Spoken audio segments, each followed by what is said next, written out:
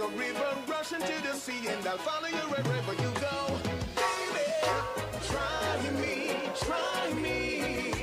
Never gonna let you down. Try me. I'm always gonna be around. Try me. Never gonna let you down. Girl, I'll always be around. Tell yourself, sometimes tough real, sometimes team ya reflect on the past and the things we used to pre a little pay a slip. Me come fi take it. No sympathy when I make my money.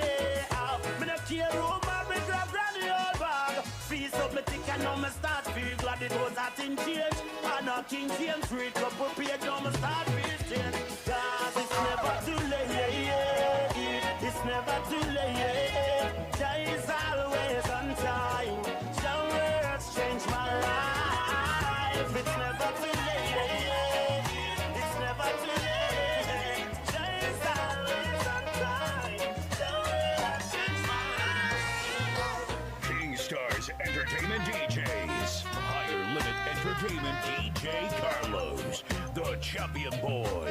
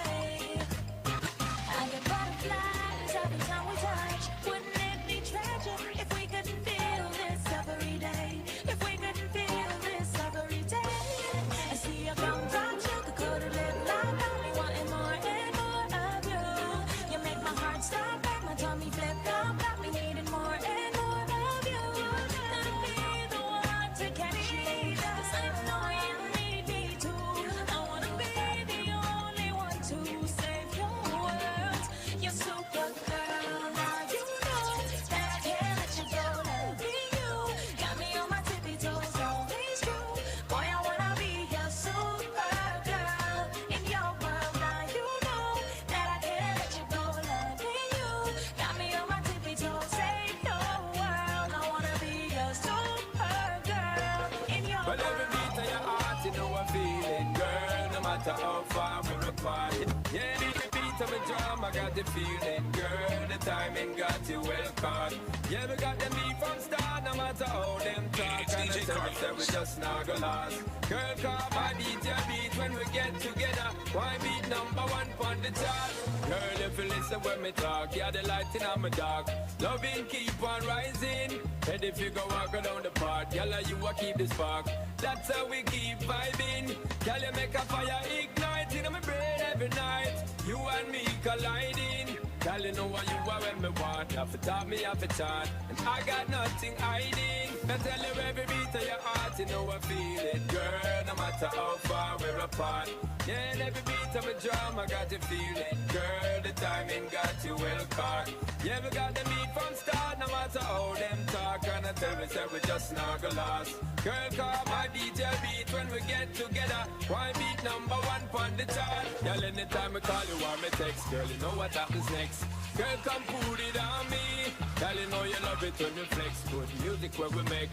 It's just like ecstasy. So nobody watch when them hate for you and me. Don't watch them jealous free. Girl, you know you're not fit by the fret. Girl, you're not gonna lose the bet. Girl, you love luck and I got the key. Let's look away the voices and be the people bright. Now we're plunging into darkness. We all have to play our part. Make a bold start. Every distract and every artist. Media houses we notice and I'm support the slap. There's so much alcohol in our parties. While the girls are broke out and this upper where she drink knock her out. Now she don't care with them proper up. It's times like these I'm missing our heroes. Times like these I really wish they were around. It shouldn't have to be like this. Marcus Garvey, we know so you try your best, but we have to go through the rest. Them grade up the shot at them, now we have a lot of them. Raise up, back up, now the grave them a go pack of them. Them broke the national bird wing. Sell we out clean, me not think we own a damn thing.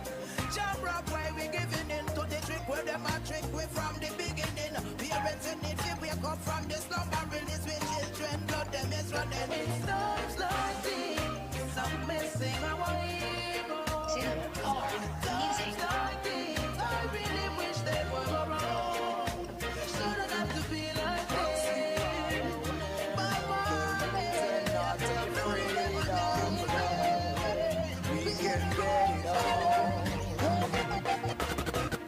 can't tell, never know something might just go on. If you give me the right love, don't have to worry, cause your name just gone. In the right book, a music you want, come get your groove on. Me we sing you the right hook. Welcome to paradise, this is fresh vegetable, guaranteed everything will be alright. Negotiate and concentrate and consolidate my thoughts. This is a serious need, more look like greed, but me sure say it more than once. No want it, can't get it, and get it, no want it. And the vibes we feel, now it's head over here, so let's have a private party.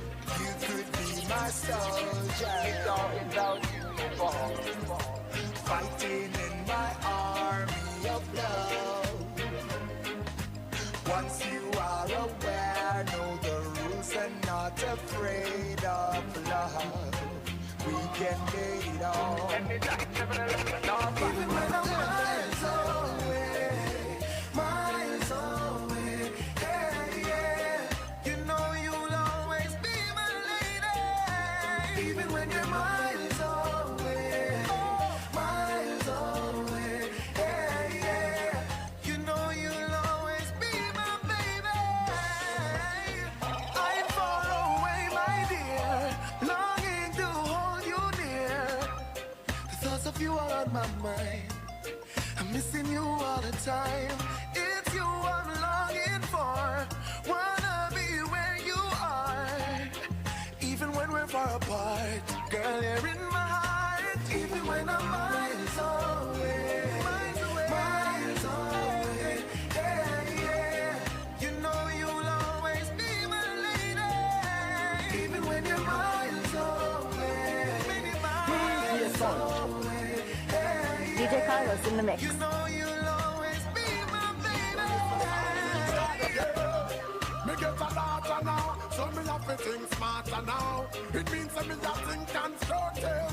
It's like some brain I make smarter now. Over the years, put in the work, spent running on me shirt. Just the work I pay after now. But that's why we are tour the world and board those. I mash up all the jobs and now cover. Some things gotta give. Most of the youth, them are no manners. Parents are get softer now. And a TV that grow the youth, them SpongeBob and Patrick. I mention South Park now. And if them all surf the internet and you're not even a check on monitor, but them a watch you now. Oh, you want kick and box now. When the same little picnic, them a tell you about your clatter now. Cause something's gotta get. Righteousness I get less and more dread than Rasta now. And over the people them, dash with them Bible is like so nobody now listen to no pastor now. And that is why the place in a state hurricane and earthquake and a pure disaster now. And it's the east, west, north and south and be a joke we not even have water now.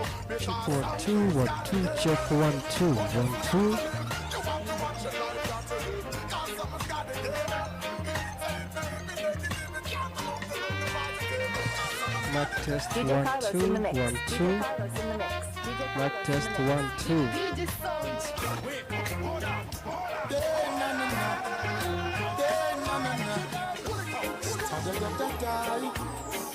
Reggae music again. Oh, na na na. 1 2 1 2. It's been a long, long time now since we groove together like this. Check 1 2. A different vibe is Yes. in the air. Reggae Yes. music again. Happiness on Check every 1 2 1 2. peace and love for every race. Smile and greet with real friends. Check over 1 and 2 over 1 again. 2. Boy, it's been a long, long, long, long, long, long time. We know I'm not quite Check like 1 this. 2. Reggae music again. Whoa, reggae music Check 1 again. 2 1 2. Boy, and it's been so long. We don't listen to some more Check time 1 reggae 2 song. Play the 1 music 2. again. Yes, make we unite again. Yes. Check 1 2 1 2. To make us get together. One word is all it takes to take it even further. One smile, and before you know it, everything is over. One touch, and you know we can't control our behavior. Oh, it's so plain to see. She's concentrating on me, trying to tell me I'm fine and everything is alright. When she shows you the way, how to start up the play. Don't get cold feet, don't be shy. One chance is all I'm looking for. That tells me step out of the shade. One glance, if it comes in my direction, that's all the invitation I'll need. Whoa, whoa. DJ Carlos in the mix. Almost didn't know how much love really I feel. You see, I almost didn't realize that I almost made it right. I was wrapped up in my selfish ways, unknowing blinded eyes. I gave you so much trouble. Sometimes you couldn't sleep at nights, but baby, I apologize. I'll make it up to you, give me a try, yeah. Kisses softly, says that I'm sorry. Hold tight, don't go nowhere, no. Moving closely, say you don't want to lose me. Means it's time to fall in love again.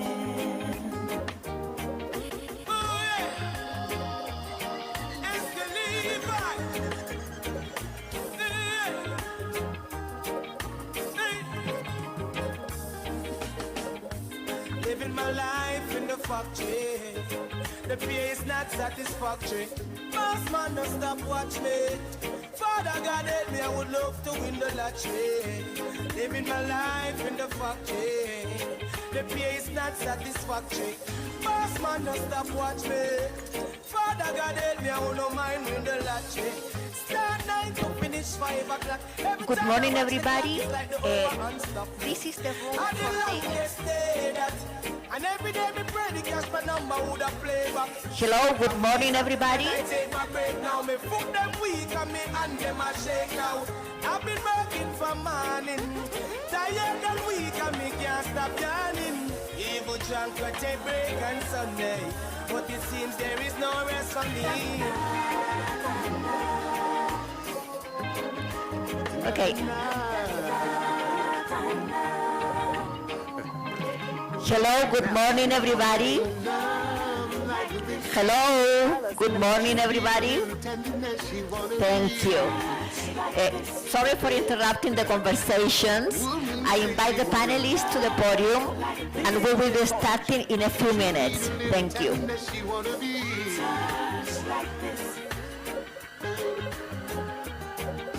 We almost had a confrontation of what things are to be. You say I don't pay attention. I really don't know what that means, but hold up, baby, wait a minute. Stay right there, let me fix it. I'll be your outer body shop. I'll be loving you non-stop. And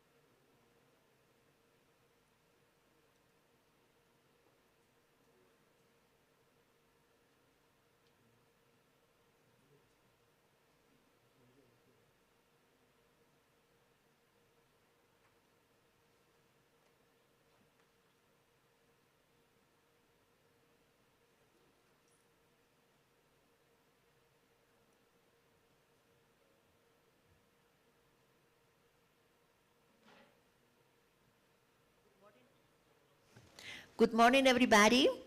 Thank you very much. Thank you. Thank you very much for attending our event. My name is Marcela Main. I'm from the Climate Change Secretariat in the UNFCCC. I'm a manager in the Adaptation Division of the UNFCCC Secretariat. I'm going to moderate the event today because we just have a last-minute situation with the moderator. So again, welcome to you, welcome to the panel. Let me, first of all, organize the panel. We have with us Ambassador Abilah from the Ministry of Foreign Affairs from Comoros. Thank you, Ambassador. Ms. Eliane Ubalihoro, Chief Executive Officer of the Center for International Forestry Research and the World Agroforestry. Dr. Stephanie Schmitz, Executive Director of Crop Trusts and a partner of the UNFCCC Secretariat. Thank you very much for that. Dr. Sylvester Anthony Matemu, Executive Director of the Nile Basin Initiative. Thank you. Ms. Anna Gond, Senior Livelihoods and Economic Inclusion Officer in UNHCR. Good morning. Dr. Elvis Paul Tangem, Coordinator of the Grey-Green Wall Initiative. Thank you. Dr. Nassim Olmane, Interior Director, Technology, Climate Change and Natural Resources Management Division in UNECA. And Ms. Elvin Mayaka, Climate Expert in UNDP. This session is the session number 4 in the track that covers land, water, food, and oceans, organized in partnership between UNDP, UNEP, World Bank, and the UNFCCC. So thank you to everybody as well. We are running already a few minutes delay, and I would like really to keep on time because everybody has other events to attend, but also because I would like to make time also for the audience and the comments in the room. So without further ado, let me start with our first speaker, Ambassador Abilah. The floor is yours.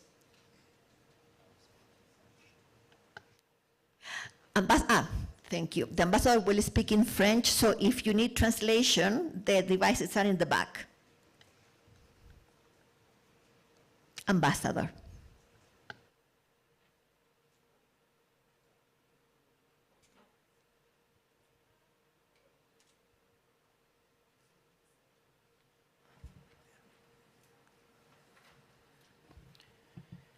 Merci beaucoup de m'avoir donné la parole et c'est un réel plaisir de participer à ce panel puisque, comme vous le savez, l'Union des Comores est un pays archipélagique, mais nous assurons cette année la présidence de l'Union africaine.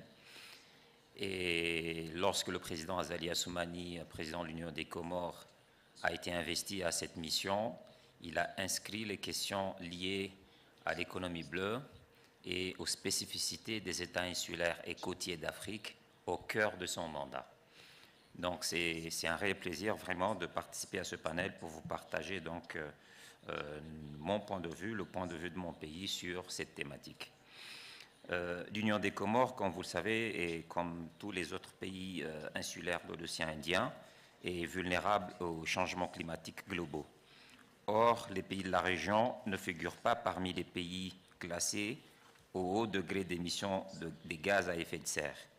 Cependant, les effets du réchauffement climatique sont ressentis dans la région et ont des répercussions importantes sur le plan écologique, socio-économique et environnemental. Petit État insulaire en développement, avec un total de 300 000 km² de récifs pour 28 classes géomorphologiques récifales, la superficie récifale est la plus importante sur l'île d'Omueli, avec plus de la moitié de la superficie des récifs. Dans notre région de l'Indian Oceanie, donc de l'océan Indien, 80% des récifs sont menacés par les effets du réchauffement climatique, augmentation des températures, acidification des océans, et par l'activité humaine. Or, notre triangle récifal, le deuxième plus grand du monde, est essentiel pour atténuer les effets des fortes houles pour la biodiversité et aussi pour notre sécurité alimentaire, l'économie bleue, le bien-être des populations. Pour démontrer l'importance de ces écosystèmes, il faut souvent faire le lien avec l'économie. Alors voici quelques exemples. 1 hectare de récif en bonne santé engendre des avantages socio-économiques estimés à 350 000 $ par an. Pour notre pays, du sud-ouest de l'océan Indien, les récifs offrent des avantages tangibles d'au moins 325 millions de $.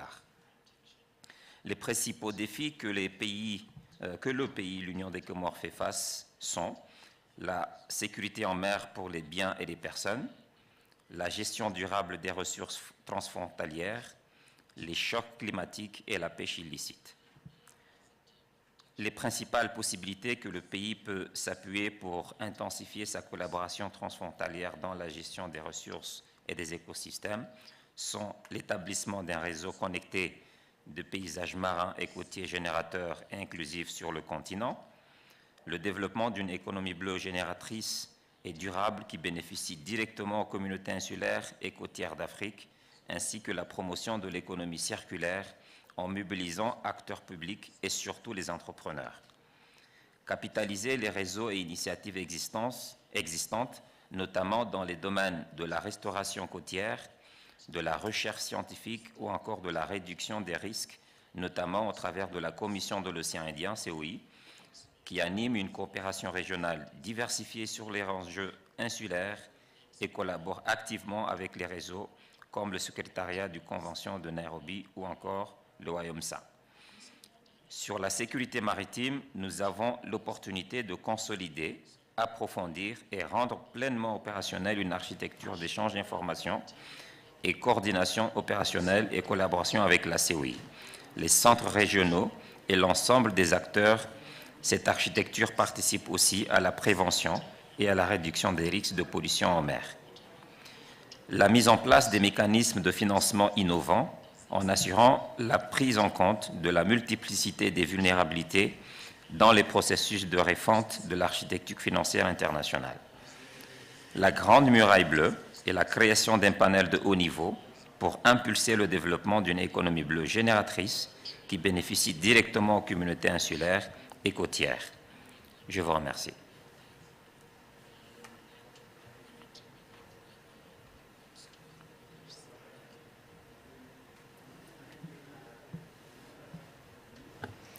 Thank you very much, Excellency. This is a clear call this is a clear call and a testament of the need of cross-sectorial, cross-border collaboration to be able to achieve and attain adaptation, resilience, and addressing climate change, among other challenges. Thank you very much, Ambassador. I would like now to turn to Elvin, if that's okay with you. Thank you. Elvin, you are working you're an expert at the UNDP Resilience Hub here in Africa. I would like you to elaborate on how this initiative addresses several topics, several themes, including mobility, livelihood, services, conflict, and so many others important for the region. The Resilience Hub also focuses in support on governance, peace building, and human mobility. All of them are complex issues. All of them require cross-sectorial and cross-border collaboration. If you could share with us your experience and how you see that this would strengthen the resilience and the capacities in the region. Thank you very much. Thank you so much for the kind introduction. It's a pleasure to be here to share some insights into the work that you're doing at the Resilience Hub, but particularly on borderlands. So, as part of implementing Agenda 2030, at UNDP, we are implementing a number of catalytic initiatives to sort of accelerate inclusive social development. And one of the emerging areas that really requires a lot of support is the cross-border, the Africa's borderlands. So, as part of that, the Africa Borderland Center, UNDP Africa Borderland Center, was launched some time back in 2021 to address this gap, to kind of offer specialized experts knowledge and technical advice to better design and implement borderland programs. And so the role really for the center is to showcase the potential of borderlands, really, and also community and the borderland communities to our partners to scale investment in these regions. And since the launch of the Africa Borderlands Initiative, the center has worked across 30 African countries to advance social economic development, peace building in border areas. And we've also visited across 20 countries to directly engage with and listen to borderland communities to understand their sources of resilience and also co-create programming ideas with them. And so, you know, the Africa Borderlands play host to over 270 million people. Combined, this population is bigger than any state in Africa. And so these communities are at risk of being left behind because of the complex challenges that they experience in these areas.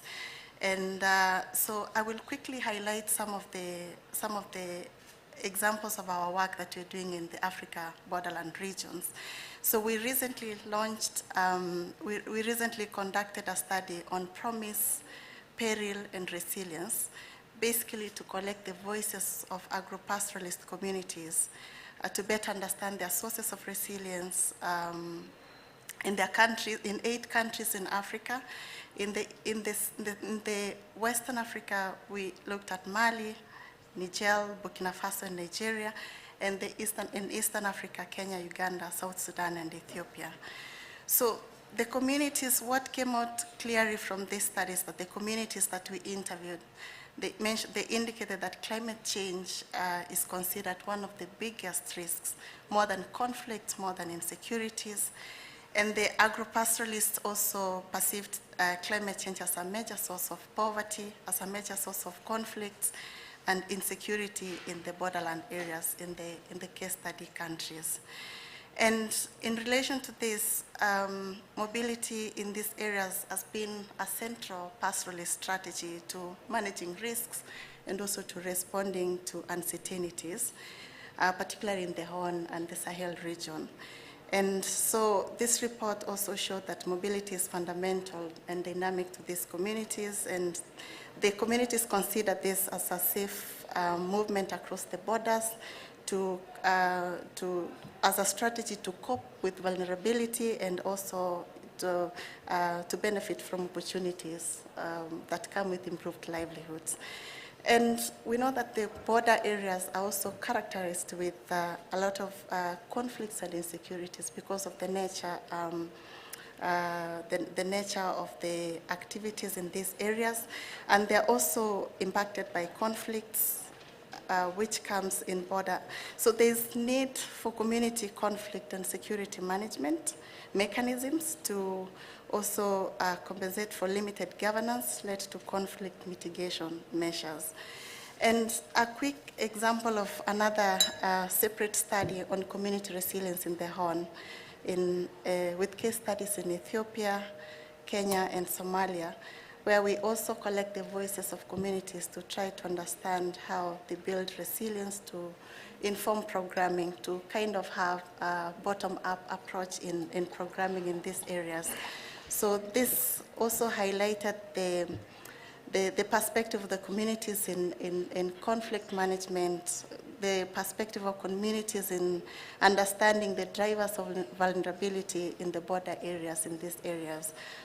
And a recent study also on the Africa Shift report, this is an initiative that the UNDP is part of, on Africa Climate Migration Initiative, also found out that borderlands are projected to see the largest in and out movement.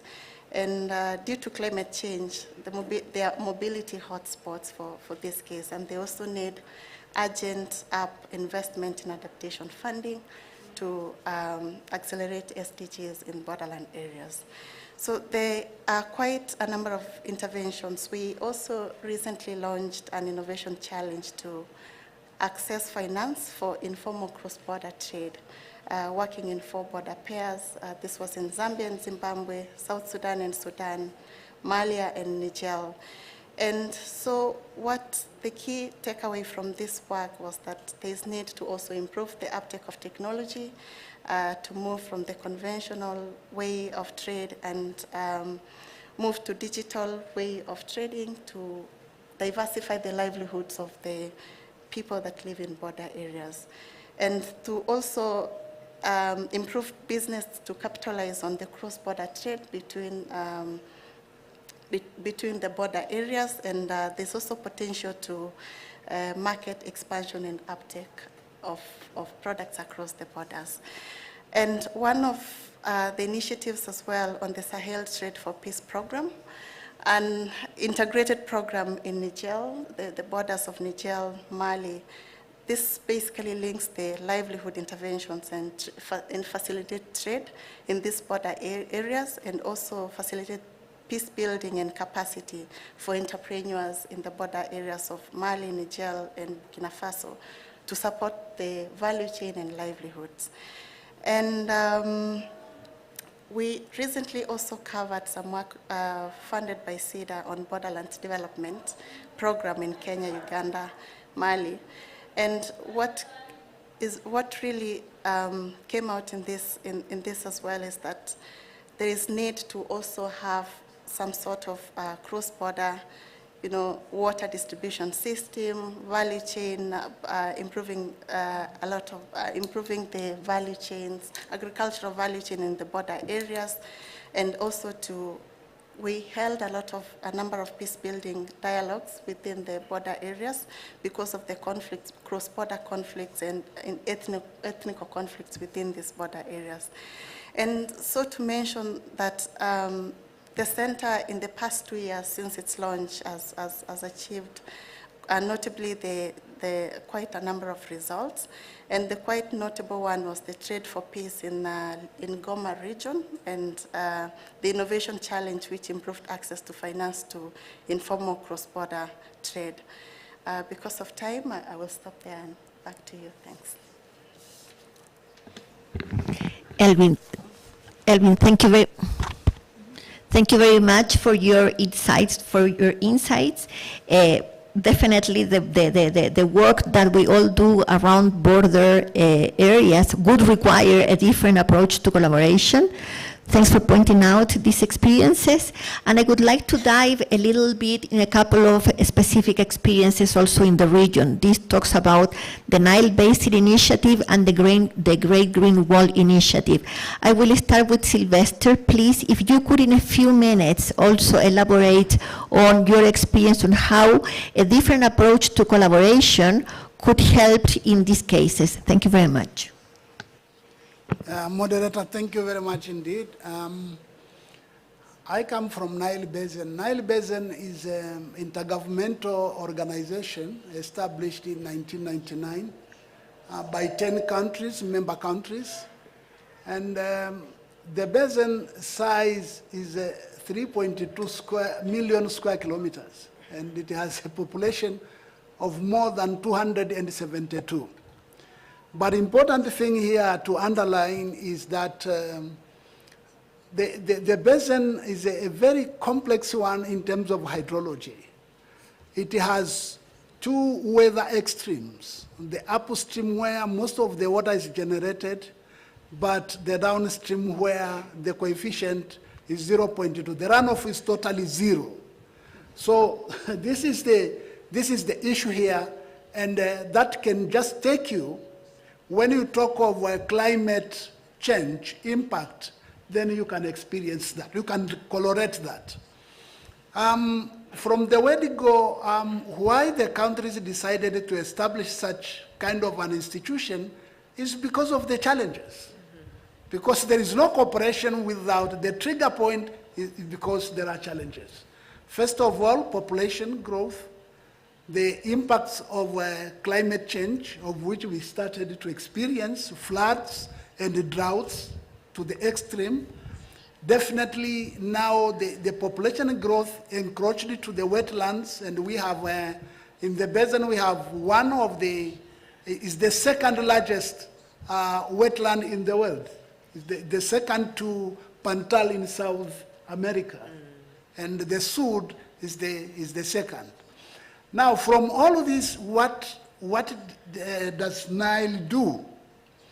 First of all, is to make sure that we have adequate policy to guide the process on how to address such kind of challenges. We have the climate change strategy, but we have also the 10-year strategy, which have 6 goals: water security, energy security, food security, environmental sustainability. Number 5 is climate change adaptation and governance. Now I'll zero in on the goal number 5, which is the climate. And through this one, through experience of floods and droughts, we have a project to address these challenges, this challenge in particular number 5, of which we have a project so-called Nile Cooperation for Climate Resilience. It's supported by World Bank. And we have another project called Hydromet project, supported by Germany government and the GIZ. This is to install hydromet stations for monitoring. Because without information, definitely you cannot guide the countries on how they can build resilience. And within the NCCR project, we have developed what we call climate proofing. We developed the manual to help the countries. What is climate proofing? It's an approach whereby you assess the climate risks. You make assessment. And through that one, we build the capacity of the countries to address. And whatever, any project that will happen at the regional level, at the national level, must be subject to climate proofing. This is what we are doing. But who are the stakeholders now? Not only the countries, but the most vulnerable is the society at the grassroots level. So we have established what we call Nile Basin Discourse. This is a civil society established supported by the countries, but also with the donors. And this has a network of like 600 NGOs and civil societies. They have branches in each country. So we are working together with the shared vision to send message on protection, on how to implement the goals of the strategy at the grassroots level. Indigenous knowledge, and during the discussion here, the voice of indigenous people, or the grassroots people, is like not seen anywhere, not heard anywhere. While we know exactly these are the ones that really their actions can accelerate or compound the project. So we are working, but not only that. NBI, we work out of the box. We work with the regional economic communities, like the East African community through Lake Victoria Basin, and yesterday I had a meeting also to work together on how to jointly work to resolve this. But also we work with IGAD, issues of groundwater, yeah? And through that there are East African power pool. We are working together to find joint solutions. But what we are going to is all about striking the water and climate coalition. Water and climate coalition, I think this is one of the solutions to address this kind of resilience. So, in short, I can say, without proactively engage with various stakeholders, we will pay the bill dearly in the near future. Obviously, the results are happening now. Yeah? Instead of making developments and other things that to address the challenges of socio-economic development and livelihoods. We are struggling the infrastructure in terms of floods that have been destroyed, hunger in terms of droughts. So, you know, there is a paradigm shift of the resources towards rehabilitation rather than protection and addressing this early enough. So I think this is how the NBI is looking at, and from there now we are working on what we call basin-wide management plan. We have developed one. And through that, from that we have developed basin investment program, where we are going to establish projects for livelihoods, to address livelihoods and to address water, energy, and food and environment nexus.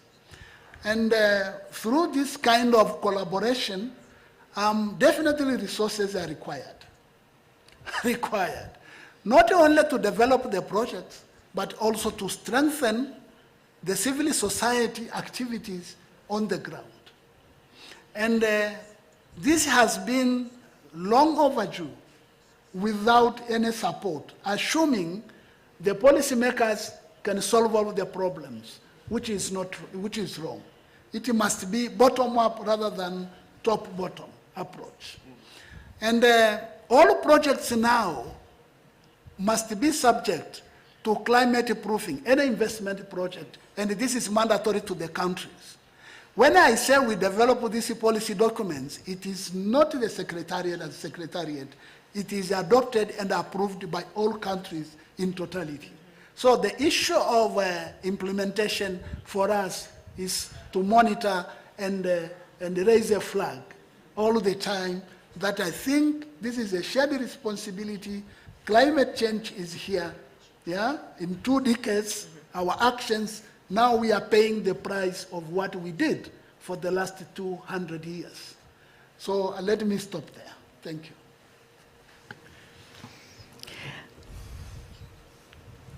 Thank you very much, Sylvester, for pointing out the need to strongly engage grassroots, and I would argue combining bottom-up and top-down approaches for collaboration and management of shared resources. Thank you very much.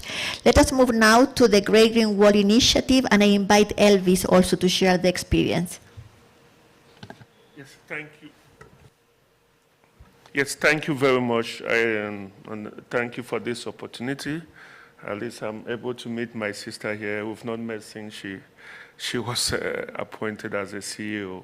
Yeah, so I think I'm very much Engineer Sylvester. You have made my work very easy because I can just say I agree with him and my own is over. Yes, but I think what he has said is important. Within the framework of the Great Green Wall is similar.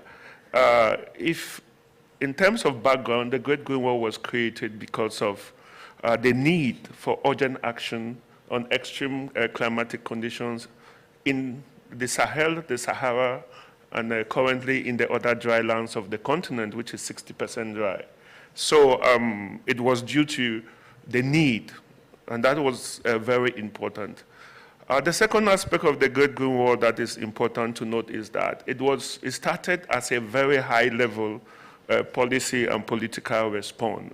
It's one of the rare programs that came from the heads of state themselves, where they sat together and said we needed to do something about it, and then they asked the technicians to map out what they were actually meaning. So it gave it that political leverage, which was very, very important for any program. As you know very well, one of the weakest links in development is usually the policy side. When you don't have policy makers to agree with you, it becomes very difficult. So in terms of lessons and in terms of what is happening, so far the Great Green Wall has been working tooth and nail. It's a sustainable land management and restoration program. It's targeting some of the areas that are most vulnerable to the impacts of climate change, talking about the dry lands. I mean, these are areas with a rainfall between 400 sometimes below to 1,000 millimeters annually. And these are also areas that the rainfall itself is very unevenly distributed. We usually have all this precipitation can happen in a week, finish. And the next 1 year, you don't get anything. For example, what is happening in the Horn of Africa here, in Mauritania, and in other parts of the continent. So it becomes very, very challenging. And another aspect of the Great Green Wall is the emergence of new challenges. And all of this is linked to the impact of climate change. Take, for instance, we have huge challenges with state fragility. Most of our states, especially in the Sahel, are suffering from chronic fragility, and it's all linked to the impact of climate change. If you look at Mali, if you look at Burkina, you look at Niger today, which was our shining star in the implementation, with the level of fragility as far as state is concerned, it becomes very concerning. And that is what people usually, many of the experts that are looking at security issues, although it's changing of late, but for long, they were focused only on the issues of governance. And they were not trying to link what is happening with governance and what is happening with the climate and the environmental degradation. So what we've done in the Great Green Wall is to push this agenda, force our policymakers to look at the strong link that's existing between extreme violence, state fragility, and the impact of climate change, especially in the drylands of Africa. And coming to the whole issue of a transboundary, there's usually a dichotomy when it comes to what is actually a transboundary program. Because regional programs are not necessarily transboundary programs. Because we have the Great Green Wall, and then it's a regional program. But most of the time, what we do, most of our stakeholders, the policymakers, will believe that the transboundary nature of it will be by default. Okay, Burkina, Mali, Niger, they would do this program together. But no, we have common problems, but we don't have common priorities. Our priorities are different. Our problems are common. We are all dry. We are all impacted by climate change. So what we realize is that the issue of transboundary itself must be deliberate. It must be programmed deliberately. It cannot come by default. Because if you look at one of the key issues about funding, we have regional funding, but we don't have transboundary funding. And there's a fine line between these two. Because you have programs that we are implementing. For instance, we have the actions against desertification in 6 member states. But there's a fine line. How do you make it transboundary when you have not budgeted for the transboundary aspect of it? And it goes beyond just knowledge management and sharing. There's actually gray lines when it comes to transboundary programs. Because, as I said, regional programs are not transboundary, and there are really fine line between them. So within the framework of the Great Green Wall, we try as much as possible to budget for the transboundary part of it. And another aspect that makes transboundary important and sometimes difficult is the issue of benefit sharing mechanisms. We talk a lot about transboundary programs, but we don't look at the benefit sharing part of it. Take, for instance, we have our headers, our pastoralist communities that move. They don't know the boundaries that we are talking about. They know that their headers, their animals, during the transhuman period, are going to go for the greener pastures. So they don't know whether this greener pasture is Niger, it's Burkina Faso, it's Cameroon, or wherever. And it is causing a lot of problems for implementation, just like what our sister from the Resilient Hope was saying. We have huge challenges now, especially with the limited and limiting natural resources of water and grazing land. So we have all this conflict that are coming up, Niger, Cameroon, Burkina, Ghana. How do we make sure that we establish a kind of benefit sharing deliberately? And the word deliberate is really deliberate, because sometimes we think it's by default. So within the framework of the Great Green Wall, we are adapting. Currently, we are developing a completely new strategy to take into consideration some of the challenges that have emerged, but also there are a lot of opportunities that are emerging. The very good understanding of what climate change is and how climate change impacts every aspect of our lives. And this awareness, the policy environment, which is good, and even the financial environment, which is getting better and better by the day. So we are developing new strategy to get to take into consideration these new aspects. Another area that we need to look when we are looking at transboundary is the definition, as I said, of transboundary itself. Sometimes we are stuck in our thematic area, like we say, okay, I am combating desertification, desertification and land degradation. If you stick your head only in your thematic area, that's the wrong approach. What happens with agriculture? What happens with the issues of security? What happens with... So the Great Green Wall has moved from sustainable land management and restoration now to almost a sustainable development program. Because you cannot say you are doing agroforestry without looking at the agro part. You cannot say you are doing the climate smart agriculture without looking at climate smart pastoralism. And what about the issues of land ownership, property right, and issues like that? So transboundary program and even development program must be able to be broad, like engineers said, to be very broad-based, and which calls now for synergy of approach, coordination, and collaboration, deliberately. Why I insist on deliberate is because most of the times we don't factor in this aspect in the development of our financing. So everything must be deliberate, everything must be synergistic, everything must also be long-term. It cannot be project-based, it must be program-based. That's why the Great Green Wall is very much enshrined in the SDG, but also very much in Agenda 2063, which is a 50 years endogenous African development strategy with a 10 years implementation strategy, which we are developing now.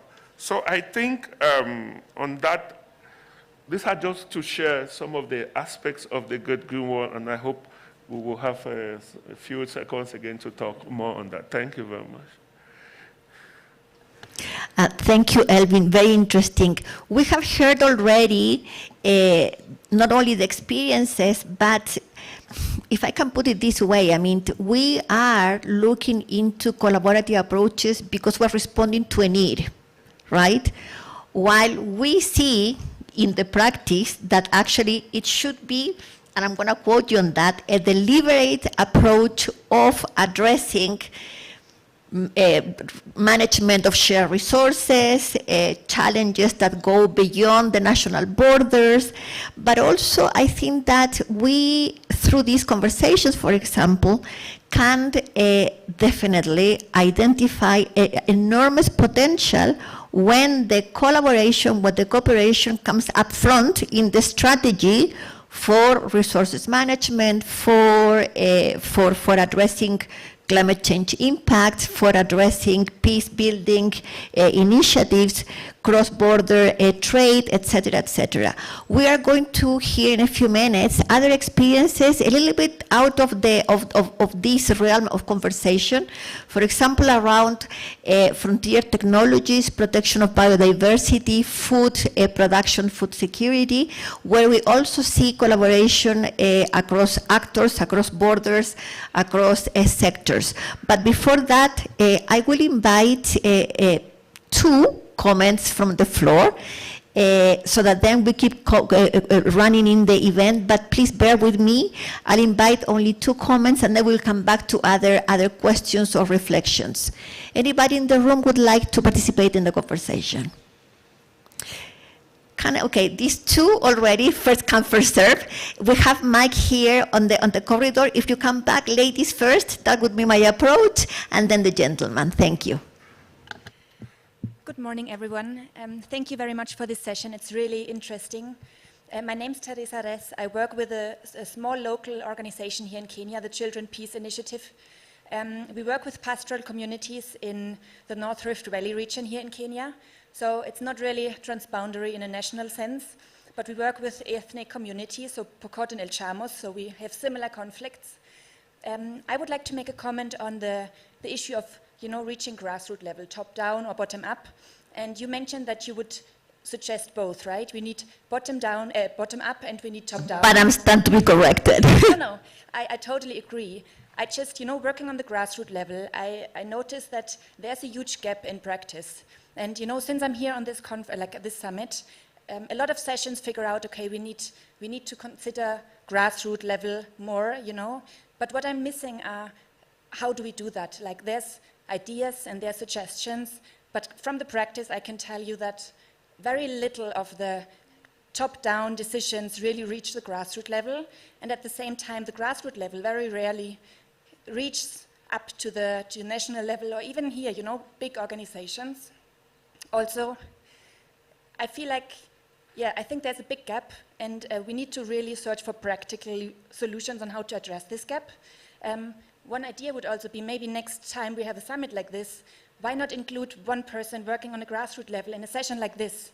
Someone from a pastoral community who's literally experiencing all the challenges we're talking about now. Maybe that would bring, a different perspective into these discussions. Thank you. Thank you very much. The gentleman, and then I'm going to run an advertisement, actually. Please. Thank you very much. My name is Johnson Kem. I work in South Sudan with UNDP and UNMIS as Senior Climate Advisor. I am very impressed with the issues that Elvis raised and the discussion on transboundary, including the Nile Basin. But one of the things I don't see is some of these things don't have a legal framework for enforcement, particularly the Nile, because where there is no political mandate entrusted on the system to act on behalf of the member states, it becomes very difficult to enforce some of the goodwill and some of the things that need to be done. So it becomes very, very challenging at the level of the community to even enforce. I mean, we have seen a lot of pastoral systems where most of the migration agreements are done by communities, but there's no legal framework protecting those kind of arrangements to ensure that the enforcement is efficient. So I would like to learn more from our colleague from the Nile Basin. What does he think? Because the Nile has become a flashpoint, which we should be all be aware of it. When we talk about this kind of transboundary system. Thank you. Thank you very much. Bear with me. We will collect your question and the ones that will come in the second round all together at the end so that we can have time to hear all the panelists. I'm going to take 10 seconds to make an advertisement to your point, actually. I said at the beginning that I'm a manager in the adaptation division in the climate change secretariat. We run a project that is called Resilience Frontiers, which is looking to where we want to be after the SDGs. One of the pathways that we're working with is transboundary considerations. And we're looking exactly at your point, right? The bottom up, the top down, but also, okay, in reality, what does that mean beyond national borders? And it's quite open, actually. We have every year a pavilion during the COP. And one day is devoted to transboundary collaboration. It happened to be one of the most difficult days to put together, because in reality, there's very little that is out there that it's well represented, if I can say that. So if you are going to be at the COP, I'm sorry, I cannot do better than that, but if you're planning to be at the COP, approach me, and we will do something about that in terms of putting together a follow-up conversation. Thank you. And now, moving on to our other panelists that, as I mentioned, are going to be talking about collaboration, but in a different perspective. For example, as I said, around land protection, around frontier technologies, and around absolutely the issue of displacement and conflict.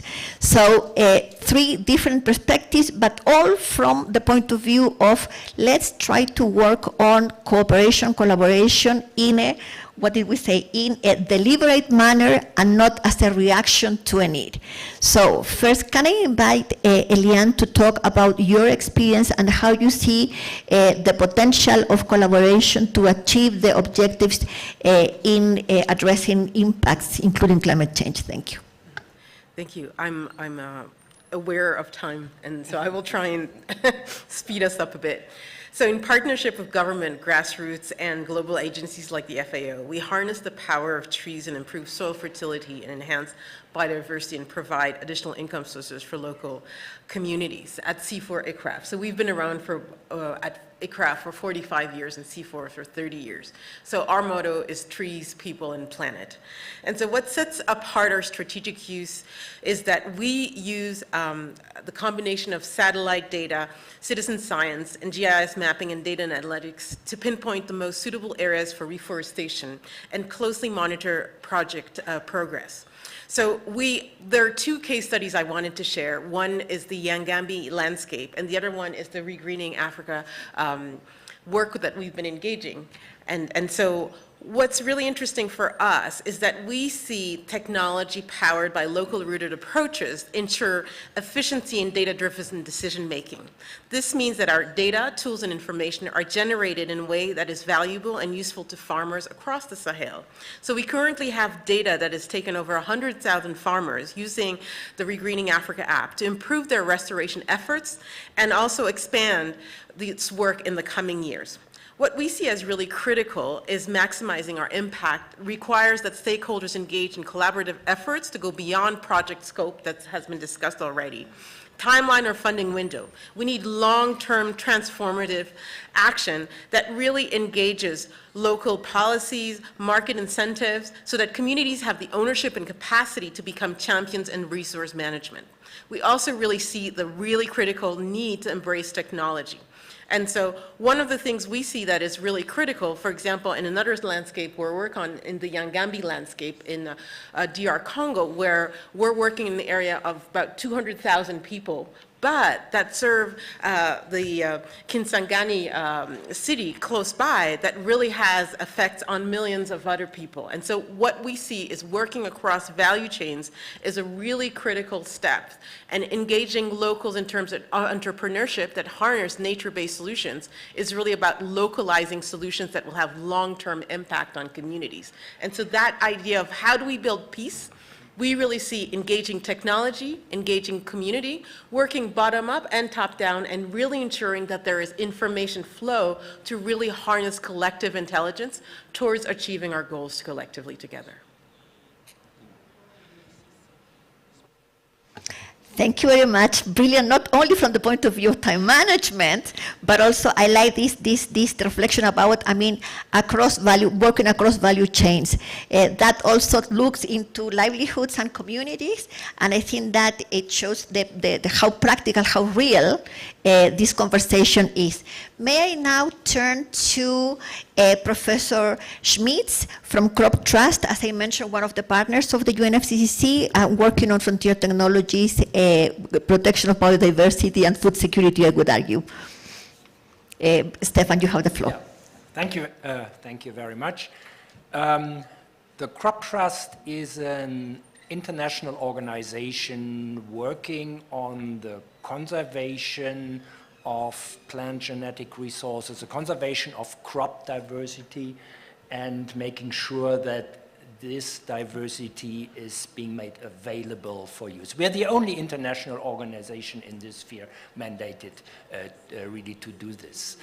I just last night came back from Dar es Salaam at this African food system summit. Very interesting conversation we had on how to make Africa's agricultural system, African agriculture, more productive and at the same time more resilient in times of climate change. This is an uphill battle. I mean, Africa is is a huge net importer of food these days. Experts know that everybody, so Africa has a potential to feed itself and become a net exporter, but currently it's not, so it needs to increase productivity. There are many options to do so. But at the same time, as said, it's an uphill battle. First, population growth is high, and moreover, in times of climate change, that threatens productivity extremely. And so discussions focus around innovation. Okay, innovation is key, no doubt about it. But we need, so good examples for new breeds, for, with higher resilience, with higher drought tolerance and all that.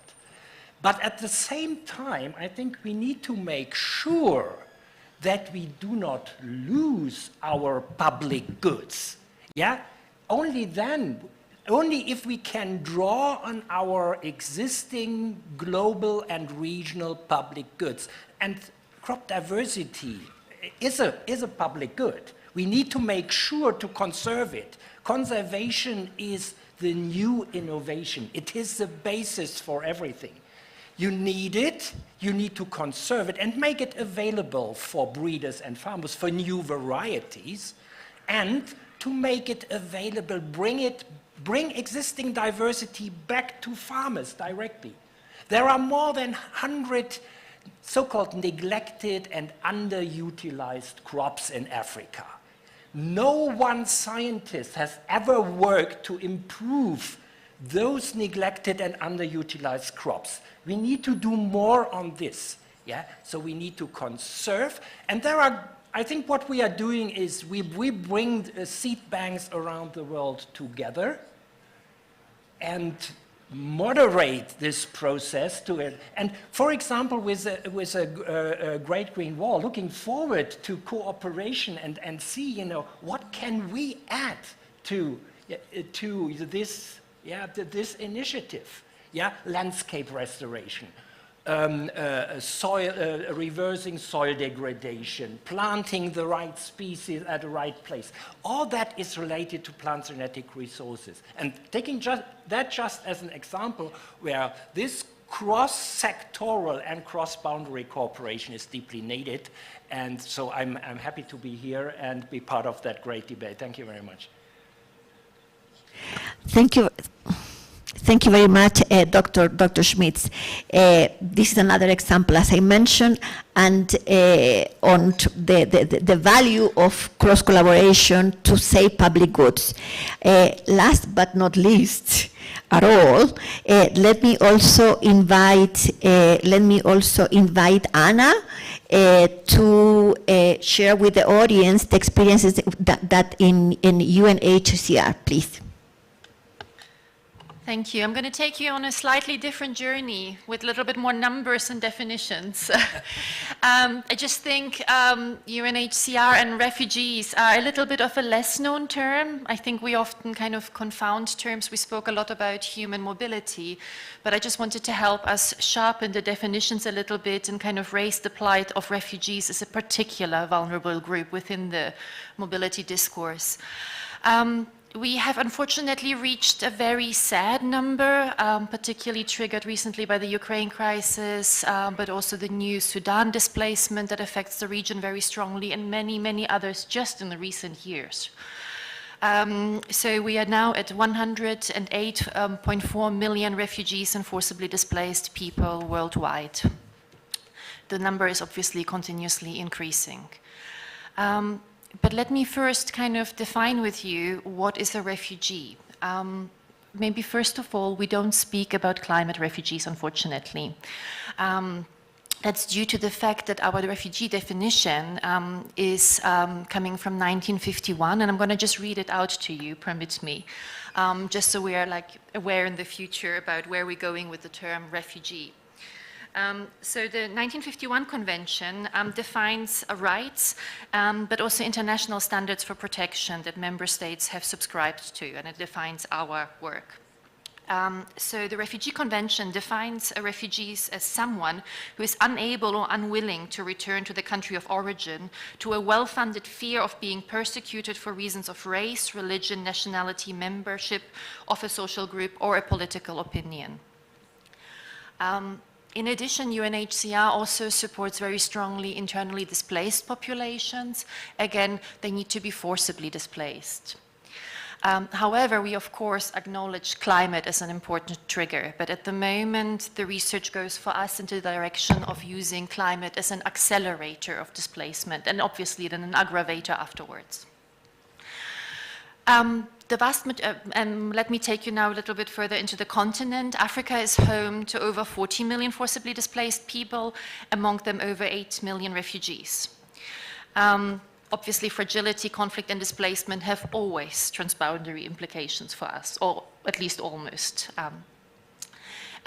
which we can particularly see in Africa. For example, right now, as I mentioned, the Sudan situation. The vast majority of forcibly displaced people here in Africa come from only 35 fragile and/or conflict-affected states. Which are of course of the states that are also the most vulnerable and have no financial resources mostly available for their own climate adaptation. Needless to say that Africa is strongly affected by climate change. You all know about the droughts, the floods, and the issues that my colleagues have raised here. Like I have said, we take weather events at the moment as accelerators. So we do see that climate affects food security, but also obviously often affects conflict, particularly, for instance, between farmers and pastoral communities that search for water and pasture. Thanks to close cooperation with the CGIAR Fragility, Conflict and Migration Initiative, we have also now received climate prediction models that not only show us that we have to anticipate further movement, but also that very unfortunately, majority of refugees hosting areas and settlements and communities are in climate hotspots. So we anticipate that by 2030, pretty much, the vast majority of our camps will see heat waves, will see increased flooding, and other situations that we very strongly not only affect the well-being and health of refugees, but also the ability to simply farm and sustain, basic livelihoods. So what are we doing to support all these people and to protect these highly vulnerable people? In 2018, the United Nations General Assembly affirmed the Global Compact on Refugees. And for us, the Global Compact of Refugees is really the vessel of how we define our work with partners. There is a very clear understanding with the sheer volume of forcibly displaced people, we need partners on board. We need the banks, we need member states, we need partner commitment from NGOs, we need grassroots organizations, right? We need everybody to pull in the same direction. The compact is a blend between the recognition of how much the actual individual countries that host refugees are carrying and calls for responsibility and burden sharing purely in financial terms, but it also calls really on very strong alignment with these partners, with the member states, particularly if they're driving national agendas of inclusion, to really make sure everybody kind of goes into the same direction and supports this agenda. I wanted to also kind of highlight to you a few engagement examples, and I'm going to talk a little bit about examples where we try to alleviate the impact that refugees have, because obviously it's a huge population movements that will deplete natural resources. An example based on solutions with our partners ICRAF, and then very briefly talk about our cooperation with IGAD, because I think it's a very good example of transboundary and regional cooperation. So in terms of national initiatives, we work a lot on reforestation. I think there is an understanding that such huge population movements use initially firewood, for cooking, which leads to depletion of forest. We work a lot on alternative cooking solutions. In Ethiopia, we align our efforts, for example, with the Green Legacy Initiative. In Uganda, we partner with the National Forestry Initiative to plant 10 million seedlings a year. And we hope also to be able to align, for example, with President Ruto's ambitious plan to plant 15 billion trees in Kenya.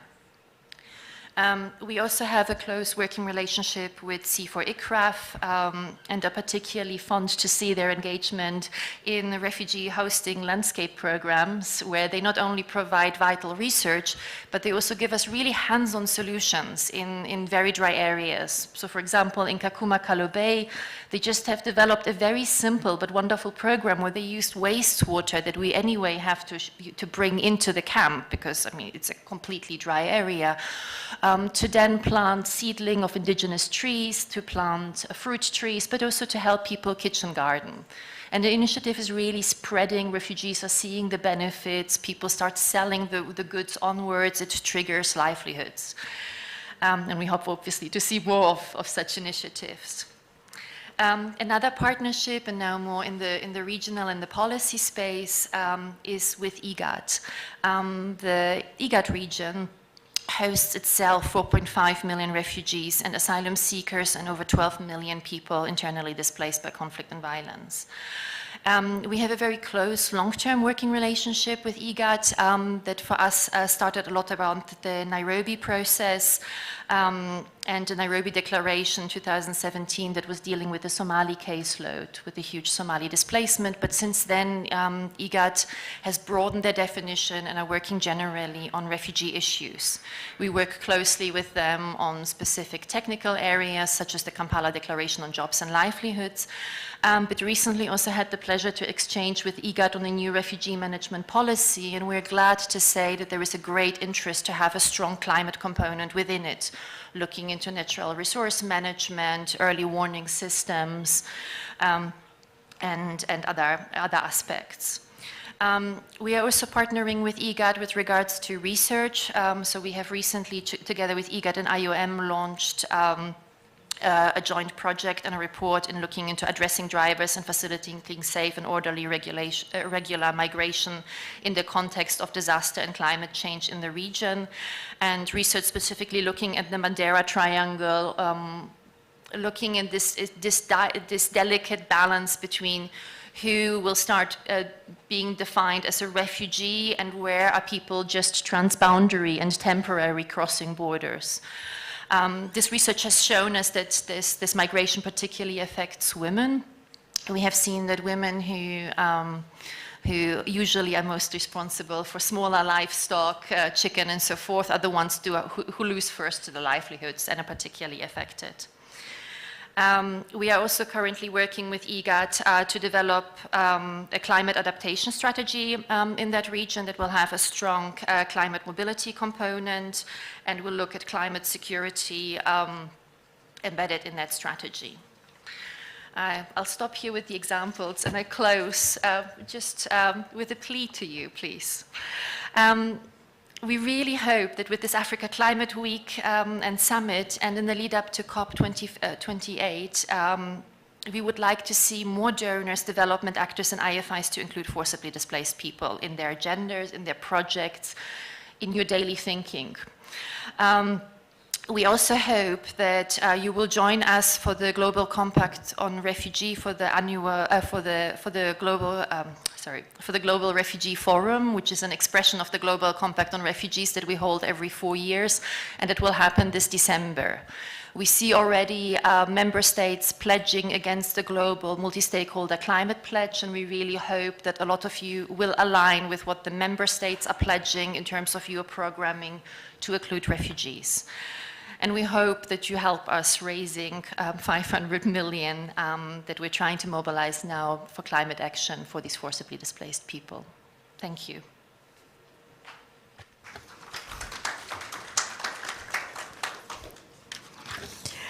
Thank you, Anna. And I think that this also shows real examples of different kind of partnerships that are needed, that are happening, that are working, that are providing, I mean, further insights on the way to address complex challenges, not only in the region, but I would say globally. Thank you very much for that. We heard already 3 different approaches to collaboration, right? And I would like now to come back to the room, invite further comments. I have the question about the legal frameworks around the Nile Basin or in general. But let me come back to the room if there are further comments, questions. First comes first, there, first one. I invite you to the mic, please, if you could. Thank you very much. I will invite 2 more or 3 more comments from the floor, and then we'll come back to the speakers. Thank you. My name is Annalisa Claire. I am a graduate student at the University of Nairobi, and I also work as a research assistant at Safarycraft. So mine is not a question, it's just a comment. In the short time I worked with communications, I was always told that an event that is not reported did not happen. So I think there is great work that is going on the ground. I mean, whatever Dr. Paul mentioned that they are doing at the Great Green Wall and the successes they have, Dr. Elian, whatever Safarycraft is doing, and Ms. Anna has mentioned the collaborations they have at UNHCR.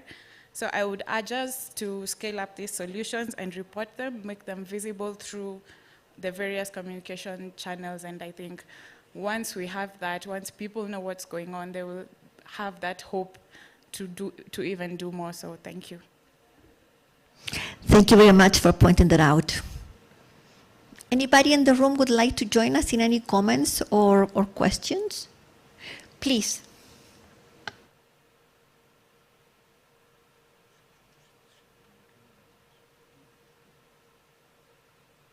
Good morning. My name is Sharon Cherono from the Kenya National Farmers Federation. And I've heard a lot have been mentioned, but no one is mentioning farmers. I'm really disappointed because they are the most vulnerable to the climate change, the effects of the climate change. And we are mentioning collaboration with other stakeholders, but who is collaborating with farmers? And mostly the smallholder farmers, and as mentioned, there's a gap between the meetings like this and the smallholder farmers. And they need capacity building. Anyone can talk about that. Thank you. Thank you very much for this reflection. The gentleman here in the middle.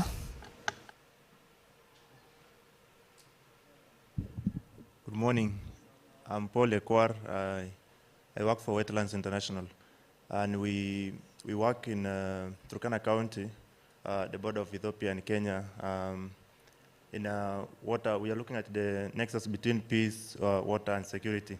And one of the key issues we've realized in regard to cross-border collaboration is you find that, yes, we have many actors that work on these cross-border issues, but just as one of the panelists say, that most of the times we look at the thematic areas. Like for us now, we are looking, because of our mandate as an organizations, we are looking at the conservation of wetlands, and you find that we will find that we focus more on the water resources, but you'll find that you find there are other key areas in the cross-border, like now the issue of peace, because it's very critical, especially for communities that are in conflict regions, which is very key to for you to implement any program across the cross-border. But there is also an issue of language barrier between the communities. Like for us now, you know, the other side of Ethiopia, they speak Amharic and we speak English and Swahili. So it becomes difficult to bring these communities together and agree on way forward. So you'll find that you have up to 3 translations in a meeting. That means at some point, there is no understanding.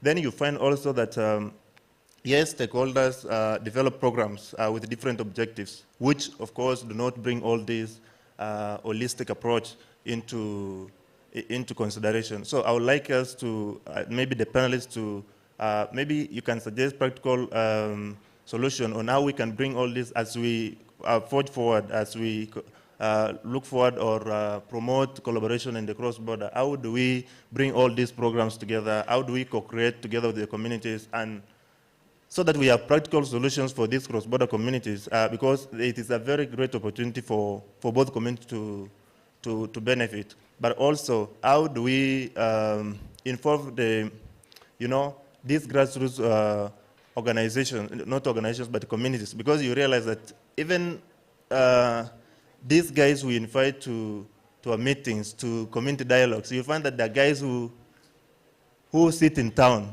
not necessarily these pastoralists who engage in conflicts, who engage, at the grassroots level. How do we bring them together so that, those are the guys who have key solutions because they're the ones who know what they have gone through, what has changed over time, and how do they live together as a people.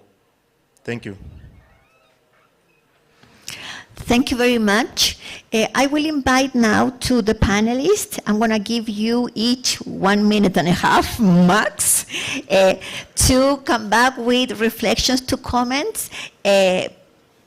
Also, Professor Matemo, I'm going to ask you also to address the specific question about the legal frameworks, but that is an addition to you. And so please, I'm going to go in a random order. So just starting from here, Anna, all the way back to the list, to the panels at the table. If I can invite you, Anna. Thank you.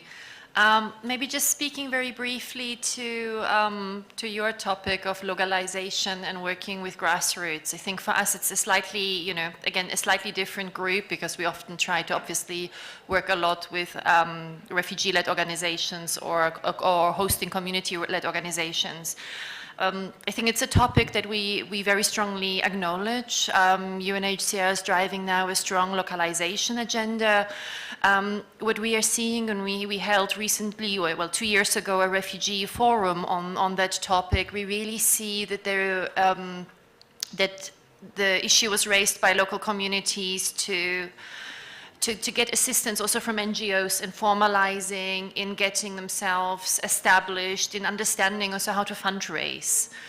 And a second topic that we often see with grassroots organizations, that they often lack formalization. So this is something I think we also want to put more resources towards, is to really see how can we help these organizations to formalize. So again, that they can run through the legal barriers that are needed to apply for a tender, right? To get grant funding, and not just the little funding that you often get, in complex projects where you just doing some activities on behalf of a bigger organization, but funding that, helps these organizations to really mature, and take their space. Thank you. Thank you, Anne. Elvin, please, to you. Thank you so much, and I will respond to the colleagues who raised questions around the engagement of the grassroots communities.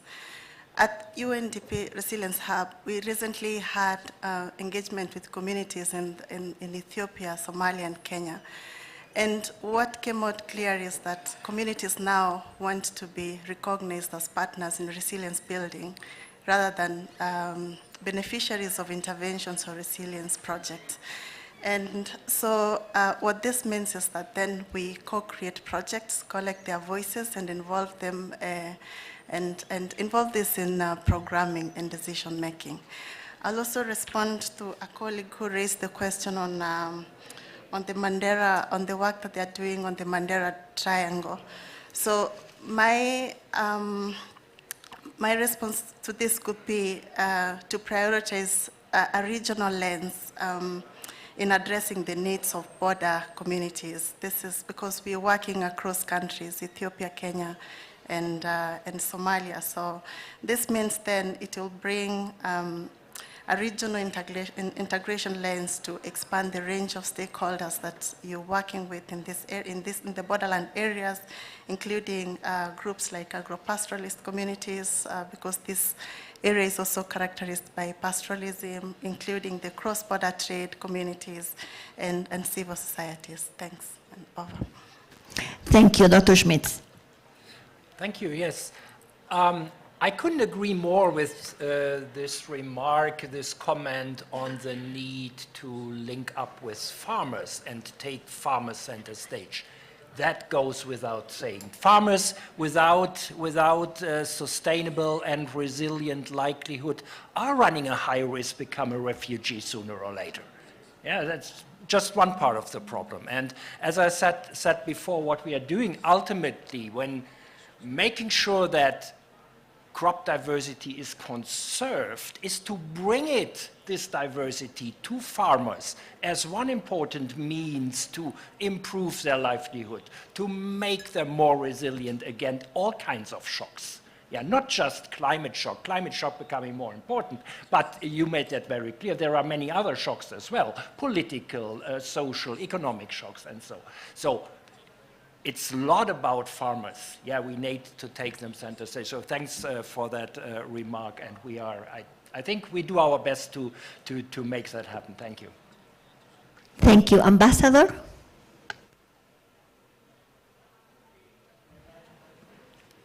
Merci beaucoup.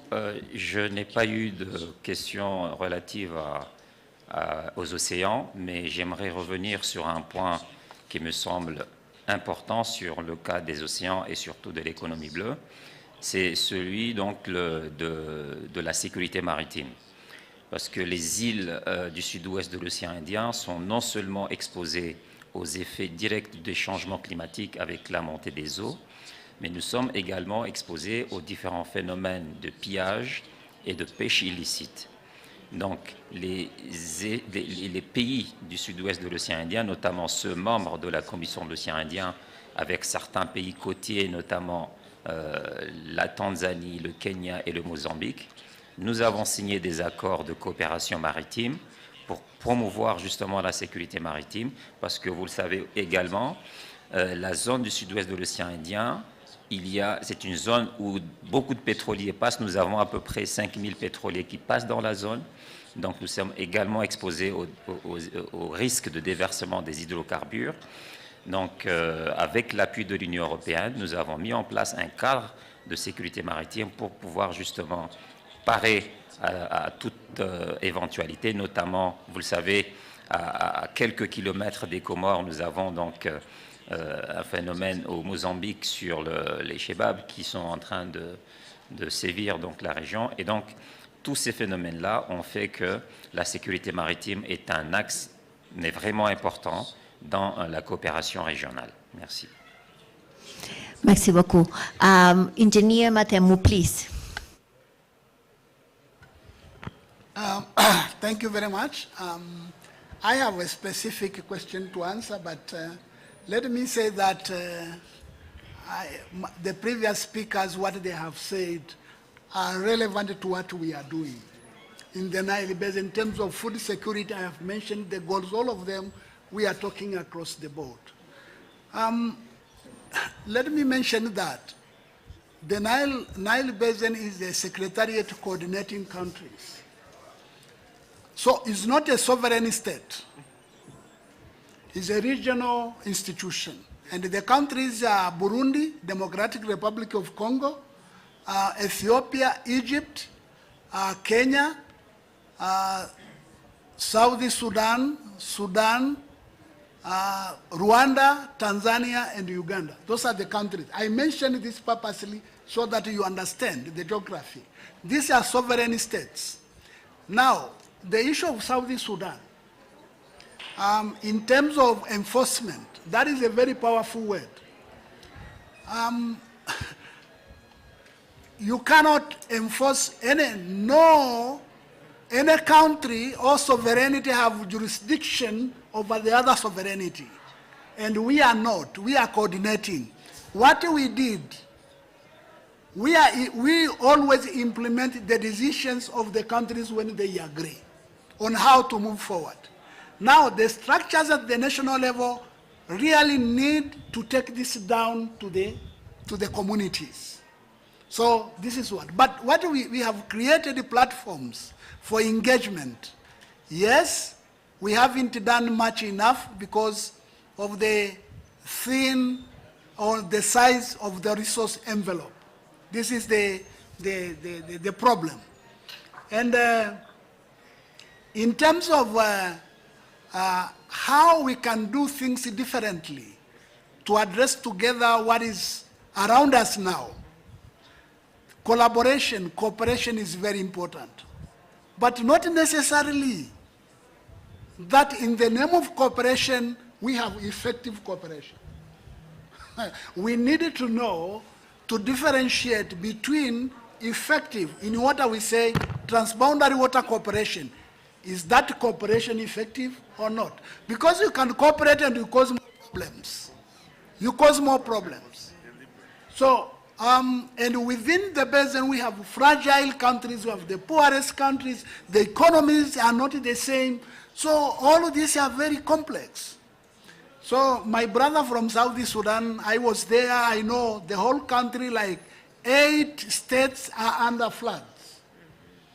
2 of them actually that. But what we do is in terms of providing them with the technical capacity. We have tools to monitor. Yeah, as I am here, I can know in the oil field in Southeast Sudan, what is the level of water? Is it going down, is it drawing down, or is it still the same? I can, through my computer, I can monitor that. And this is the tools that, through innovative ideas like diagnostic assessment, we have the dish whereby we have all the information and we provide the country. And I go back to where I insist having to strengthen at the grassroots level the civil society and the NGOs. They know the language. They know the language, how to communicate with the people on the ground. So this is what we are doing. We are not doing very well, but we have goodwill and intention to do at the best. Thank you. Thank you. Doctor, please. So I just wanted to go back to smallholder farmers. So we know that there's over 600 million smallholder farmers on the planet that feed 75% of our population. And so at C4ICRAF, being of service to smallholder farmers is central to everything we do. And I think I had mentioned that in the Yangambi landscape, we work with about 200,000 smallholder farmers that are serving the Kisangani 2 million city landscape. And so we really feel that it's central to the work we're doing.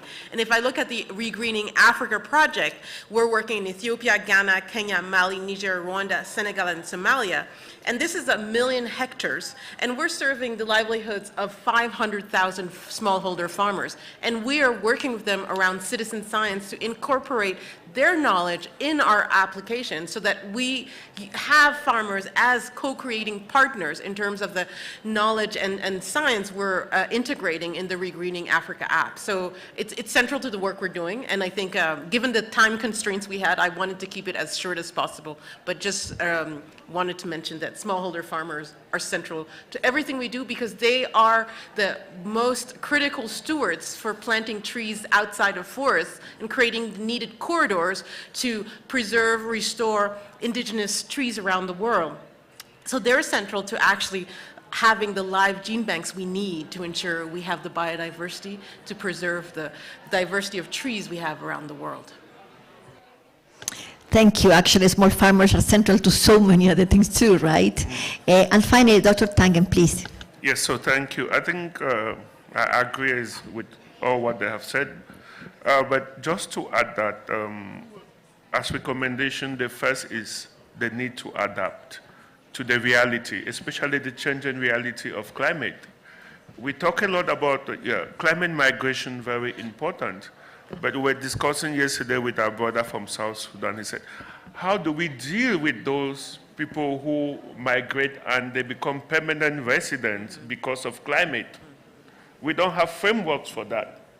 So there is an urgent need for us to every now and then change our frameworks, change our tools for it to get to be fit for purpose. If not, we'll be stick into old school. The second one is what I will insist on being deliberate. Deliberate in everything that we are doing. We should not take things for granted. We should not think that collaboration is by default, synergy is by default, and cooperation is by default. No. We must be deliberate about it. It must figure in our strategies, and we have to budget for them. And that is the important part. Budgeting for such things, there are gray areas that some funders will say, no, we don't really want to budget for certain things, So our funders need to know that the devil lies in the details when it comes to projects and to programs. And another thing is our sister talked about the absence of farmers. No, the farmers lie at the foundation of everything that they are the ones feeding us. But then we need to define broadly who are farmers. Agriculturalists, perennial agriculturalists are farmers. Pastoralist communities are farmers. Those involved in processing and value addition are farmers. Those involved in going to the market are farmers, and see this with. We must be able to have a broad view of what constitutes a farmer so that we don't fall into the mistake of isolating a certain group of people and pitching them against others when we want to implement projects and programs. And lastly, what we are doing should always have policy. Policy is the bedrock of development. But you realize that some of our development partners will say, we would like to avoid these politicians, they are corrupt, they will take the money, they will not invest it. That is the biggest mistake in development that have been yesteryears. We must work with policy at the local level, national level, regional level, continental and global level. It is, and I'm not talking about inviting them for meetings. We are talking about projects must be co-created with the policymakers. You must refer to policy strategy and look at what are the priorities of even the local politician that is going to be voted in, because at the end of the day, he is the one to make, or she's the one to make that thing. We must ask them. We must involve our local mayors. We must invite our local opinion leaders. Otherwise, we will have the best written project implementation with, at the best, be limited, especially always take into consideration that with the electoral systems, with our voting in and voting out of people every 4 to 8 years, our projects, our strategies must be able to stand the changes policy environment. So those are my recommendations. Thank you. Thank you very much. I imagine that all of this with the view of making it, as you said, an effective cooperation and not just cooperation per se. I don't think that there's anything left to be said, but thank you to the panelists. Thank you really very much, and to the audience for being here with us. Thank you to everybody.